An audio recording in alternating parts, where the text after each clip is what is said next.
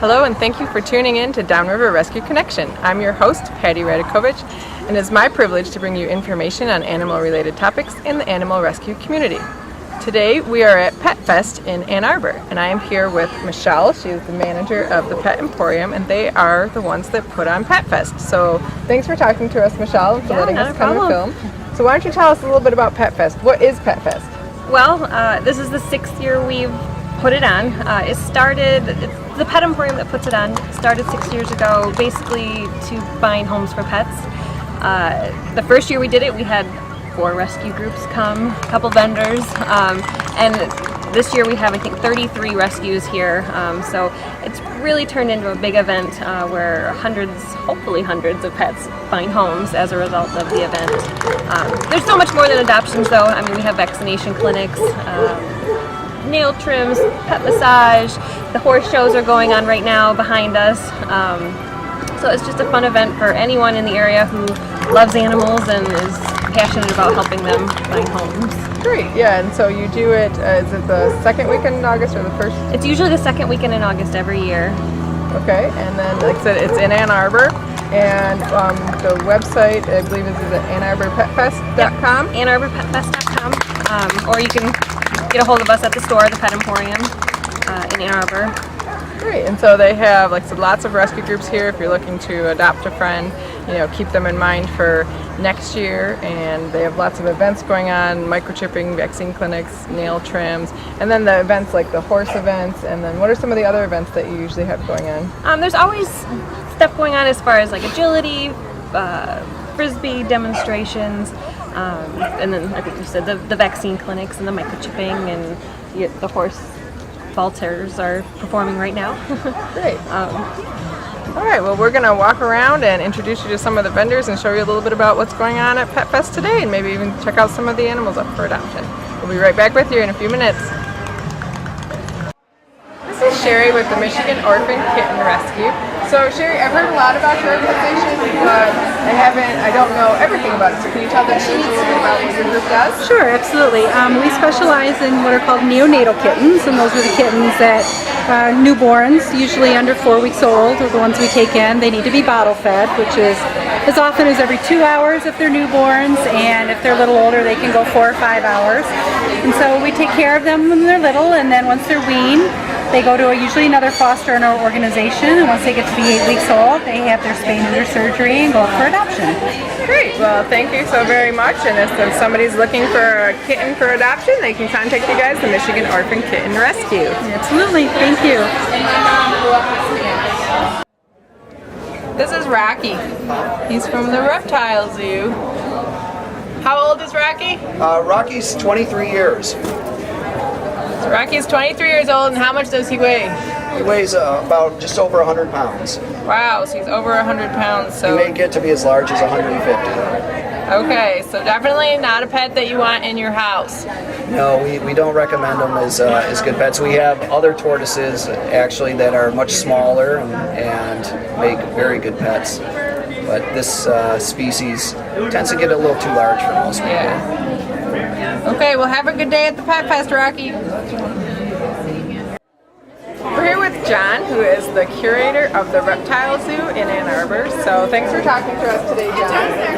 So can you tell us a little bit about the Reptile Zoo and Great Lakes Zoological Society? Great Lakes Zoological Society started off as a rescue in Ann Arbor about roughly 5 years ago. Actually, we started off in Chelsea, and we started bringing in animals, and eventually we got to a point where we thought that we would open it up to the public. We have some permanent residents like Rocky here, but we still continue to do the rescue. One of the ways that we support the society is through door admissions. And so we have large snakes, lizards, amphibians, dart frogs on display. And we still continue to do the rescue, and that's what we have here today, are animals that are up for adoption. Rocky is actually a permanent resident, but he's an example of what people often want to bring us on a regular basis. So we also try to network with other rescue groups to find these guys homes. We're kind of similar to a local humane society, only we primarily focus on reptiles and amphibians. Great. Well, thank you very much, and we'll get some shots of some of the reptiles that you brought today. Great, thank you. All right, we're going to walk through some of the buildings at the Pet Fest here. This is one of the first buildings, and it's got a lot of merchandise in it, as you can see. And it's got a couple of rescues here too, so we'll just kind of walk through the building with you so you can have a look at what's here.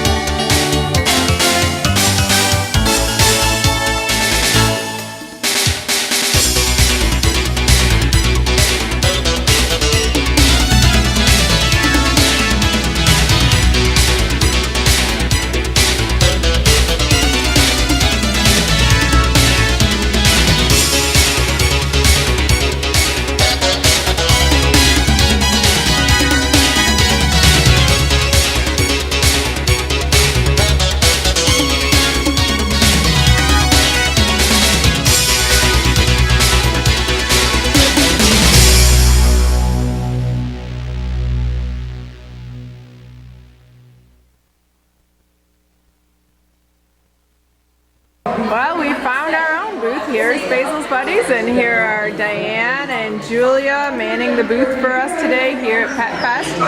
As you can see, our cats are not here. We usually don't take our animals to outside events because the cats sometimes overheat, so they like it better if we just leave them at home and show people our book of who's available for adoption.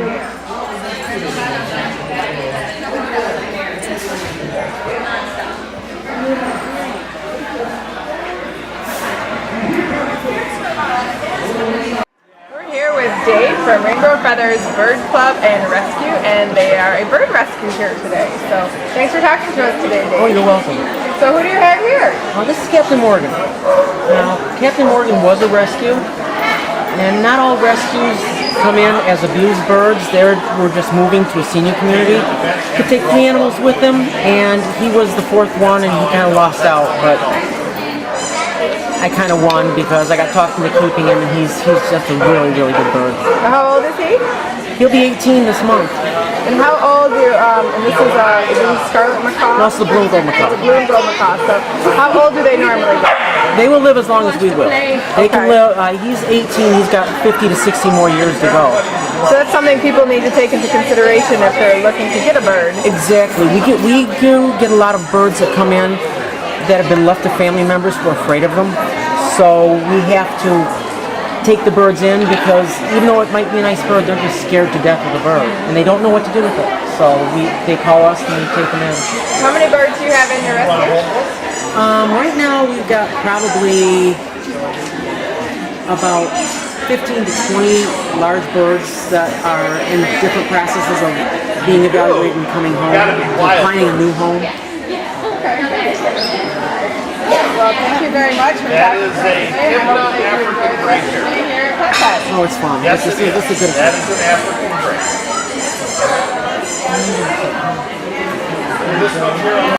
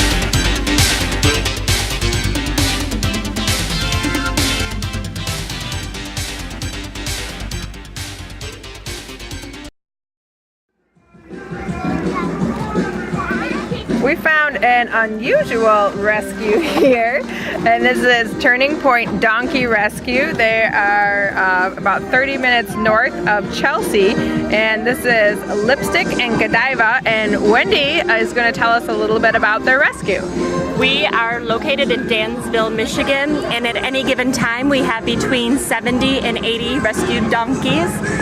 The majority of them are miniatures, as these guys are, but we do have standard donkeys and mammoth jack stock. We also have 2 mules. Great. So hopefully we will maybe come out to your rescue one day and do a show from there. I just want to show you there's all types of rescued animals out there. You know, everything from dogs and cats to donkeys and birds. And you guys, do you look for homes for these too? Yes, we are looking for homes for the majority of our donkeys. We are run strictly by volunteers and strictly by donations. So we try to come out to get our name out there so that people realize there is a strong need for donkey rescue. Okay, well, thank you for introducing us to Godiva and Lipstick, and I see they want to go back and do their own thing. So we'll let them do that and enjoy the rest of your day of Pet Fest. Thank you. In addition to the rescues that are on site, there are also several vets here. Right now we are talking with Dr. Thuren, and she is an integrated vet with 4 Paws Veterinary Wellness. So thank you for talking to us today. Thank you for having me. So tell us a little bit about what do you do that's different than a traditional vet? So we're an integrated house call practice.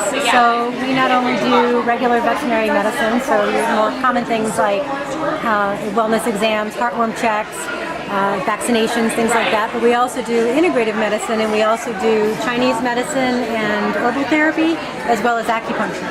In addition to that, we also do hospice care as well. So for patients who are terminally ill, we go into the home and help pet parents understand how to care for their terminally ill pets, help them with palliative care using things like acupuncture, Chinese herbal therapy, as well as traditional modalities as well. Great, and at Basil's Buddies we're very familiar with integrative vets and traditional Chinese medicine because you know, the vets that we tend to use close to us, Dr. Drew and Dr. Budo at Cahill, are integrative vets, and so we're very familiar with this, and I think it's great, especially, you know, a lot of people don't realize that it's a good way to, you know, for some conditions that they just can't figure out with traditional veterinary medicine, can't figure out how to fix it or how to help it. It's a really good way to manage some of those conditions. And I see some of the products you brought here today are some that I have some of my foster animals on currently. The Wei Chi booster, and then you have your And body sore. yeah, and your acupuncture kit. Yep, these are some needles here that we use for acupuncture. You can see, I don't know if you can see this, but the needle is very thin, very flexible. So patients really don't feel this very much, and we have our ways of distracting the patient too, which I'm sure the doctors that you know also have their ways of giving treats, petting, doing all kinds of different things to try to distract them. But for the most part, they really don't feel this, and there's calming points that we do at the very beginning to try to help relax them as well. So they do quite well, especially in the home environment. They do really well. I found that they tend to be very relaxed and at ease in the home environment as well. And that's one of the things I love about being a house call veterinarian, is seeing the home environment and being able to do what I do in the home, and seeing what they look like in their home and their personalities, and getting to know them a little bit better. So for those of you in rescue, or for any pet owners that are just looking for a different way to treat their animals, or if you don't like to take your animal to a vet, you can contact 4 Paws Veterinary Wellness and Dr. Thuren, and hopefully it'll be in the area that you service. Thank you. So thanks very much for talking to us today. You're welcome. Thank you. Thanks for tuning in to Downriver Rescue Connection. Hope you've enjoyed your day here with us at Pet Fest in Ann Arbor. For more information on any of the shows that we have here, you can go to our website at www.basilsbuddies.org. Remember, we all look forward to a day where all pets are treated like family and everyone has a home. Until that time, we invite you to be part of the solution. Please remember, spay and neuter your pets. See you next time.